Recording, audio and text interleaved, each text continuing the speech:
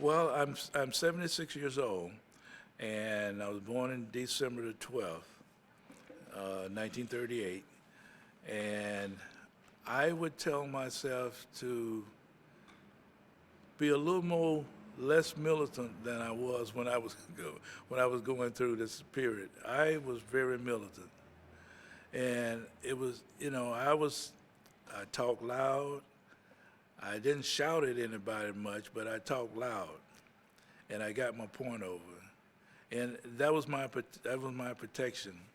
And the reason why I had that feeling that I was protected, because my lawsuit stated that they could not fire me, punish me of any kind. And the judge stated that in court. And I had a chip on my shoulder. And I wasn't disrespectful, but I used the rule book. The rule book was like my Bible. I would walk in, the first thing I would lay on the desk was the rule book. And I knew that rule book inside and out. It was about that thick.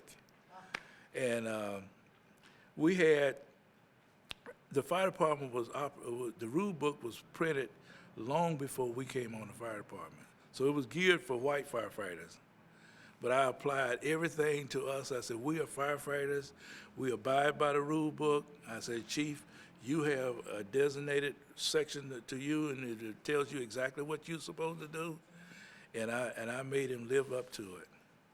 I'm going to go back to another question, and that deals with the first two lieutenants, Maddox and Calvin. Yeah, Madison Boland. Maddox and Boland, Yeah, what happened, we had a Board of Fire Masters meeting, and we had gained the white council member that we needed to give us a majority vote.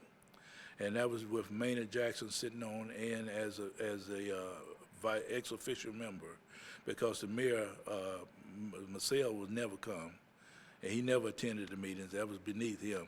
So we got Maynard as vice mayor to come and sit in his absence. Because there again, I'm looking at the rule book. The rule book state who all was eligible to sit on the Board of Fire Masters. It was in writing. I had it there, and I presented it. I said, and Maynard said, "Sure, I'll do it. Yeah." And because that was like, we were on good terms then. He came there, and he was amazed by what he learned after sitting on the third board meeting.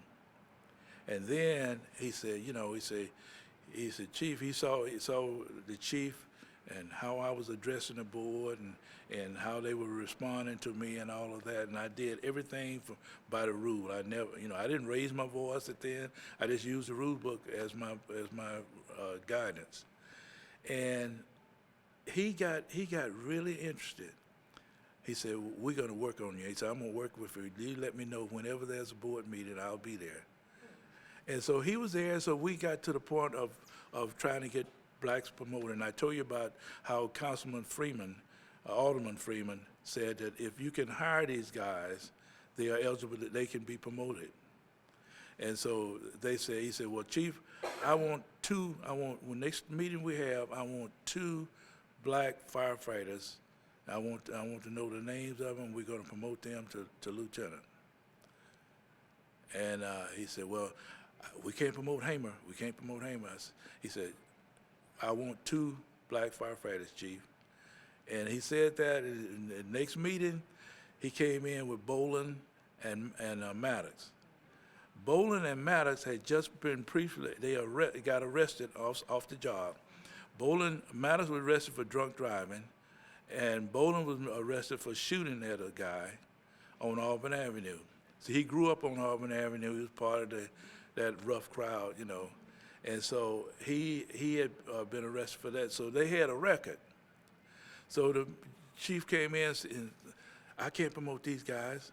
Said, these are two guys that we said that they were close enough to be promoted on the test. He said, but they have bad records. We can't promote them. He said, Chief, I said if they're good enough to work on the fire department, they can be promoted. And they all voted, and they got promoted that night. I came beeline from, they were working that night. I was off.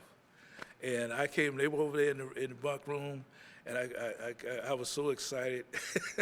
I was sitting in the office there, and I told Rosemond, I said, go in there, please, tell them come over here, I got to tell them something.